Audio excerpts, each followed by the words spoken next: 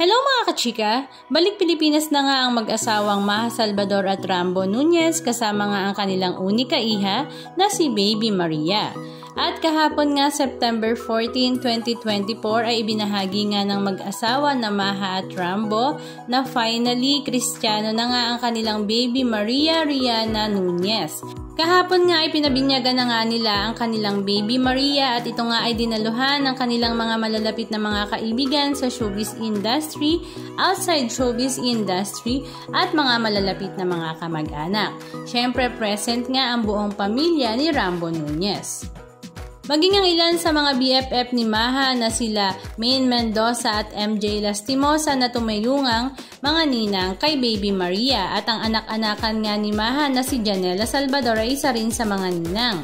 Maging si Darren Espanto ay tumayo rin ngang ninong ni Baby Maria. Naroon din nga ang mga ninong at ninang sa kasal ni Maha at ni Rambo na sila Dr. Ivy Teo at Dr. Zay Teo. Maging sila Kakay Bautista, Do Reyes, komedyanteng si Poo, maging si Teacher Durcel ng G-Force. Marami naman sa mga netizens ang nakapansin na hindi pa rin nga daw pinapasilip ni Maha Salvador kung sino nga daw ba ang kamukha ng kanilang Baby Maria. Marami rin ngang pinopost na picture kung saan kasama nga nila si Baby Maria pero ito nga ay binablock ang mukha. Dahil nga siguro gusto nga muna nilang maging sorpresa kung sino nga ba talagang kamukha ng kanilang unika iha. Pero marami nga sa mga netizens ang nagsasabi na for sure ay talaga namang napakaganda at napaka-cute ng Baby Maria na yan. Halika at panoorin natin ang ilan sa mga video clips ganap na kanilang ibinahagi.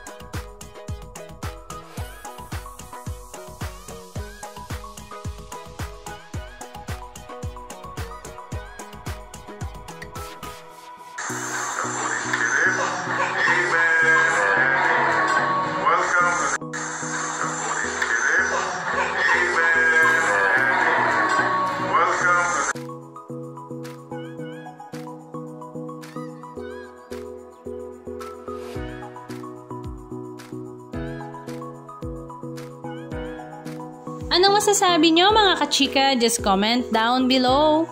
And please don't forget to subscribe. Thank you!